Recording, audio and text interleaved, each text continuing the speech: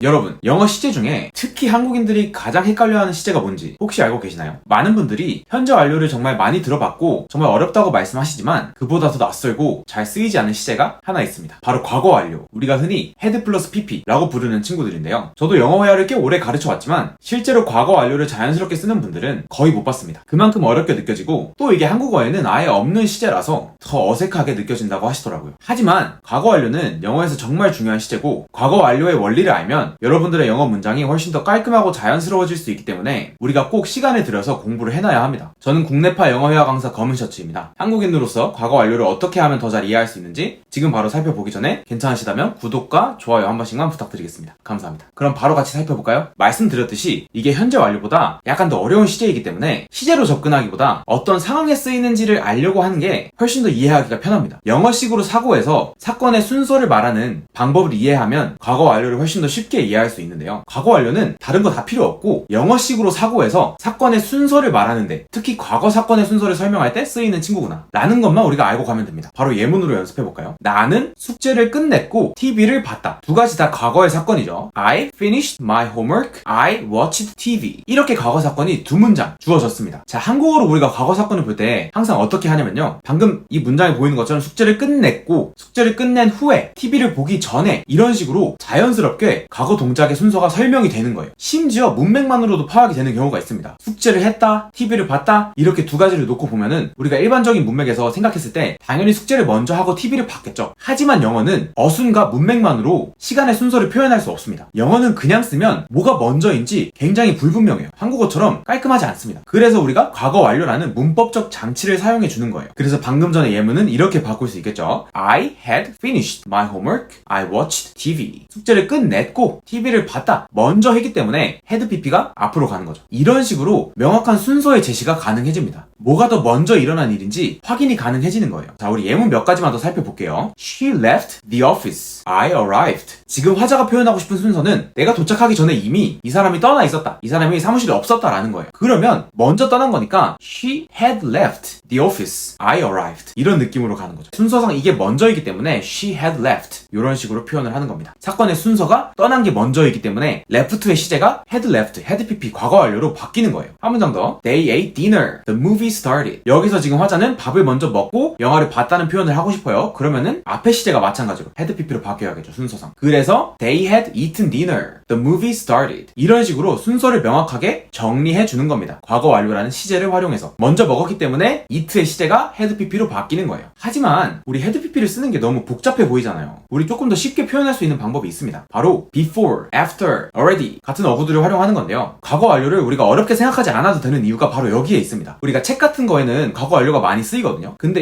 일상생활에서 과거 완료가 생각보다 많이 쓰이진 않아요. 왜냐하면 더 쉽게 표현할 수 있는 방법이 있으니까. 아까 만들었던 예문들을 다시 가져와서 보면요. 숙제를 하고 나서 TV를 봤다는 거잖아요. 숙제가 먼저예요. 그러면은 앞에 after를 붙여주는 거예요. After I finished my homework, I watched TV. 이렇게 가는 거죠. 여기다가 had pp를 붙여도 괜찮습니다. After I had finished my homework, I watched TV. 더 쉽죠? 다음 문장. 내가 도착하기 전에 사무실에 없었던 거니까 떠났던 거니까 She left the office before I arrived. 도착하기 전에 이미 떠났으니까, 그렇죠? 여기도 마찬가지로 had pp 있어도 괜찮아요. She had left the office before I arrived. 마지막 예문. 영화 시작하기 전에 이미 먹은 거니까 They already ate dinner. The movie started. 다음은 They had already eaten dinner. The movie started. 결국 우리에게 중요한 것, 우리에게 필요한 것, 우리가 과거 완료를 더 쉽게 이해하기 위해서 알아야 하는 것은 이미 지나간 일들 중 뭐가 먼저인지에 대한 순서입니다. 그래서 아까 말씀드렸듯이 일상에서 과거 완료를 자주 쓰지 않아요. 과거 완료는 결국에 순서를 표현하기 위한 표현인데 더 쉽게 표현할 수 있는 after, before, already 이런 친구들을 활용해서 하는 게 훨씬 더 편하잖아요. 그렇죠? 자, 그리고 과거 완료는 이제 한 가지만 더 알면 됩니다. 바로 had been ing예요. had been ing는 지속이라는 부분에 집중을 하면 되는데요. had been ing는 과거에 지속됐던 사건을 강조하고 싶을 때, 다시 한번 과거에 지속됐던 사건을 강조하고 싶을 때, 여기서 중요한 건 지속입니다. 지속. 과거에 뭔가가 계속됐다는 걸 강조하고 싶을 때 쓴다는 거예요. 예를 들어서 내 친구가 전화했을 때 나는 영어 공부를 하고 있었어. 영어로 하면 when my friend called, I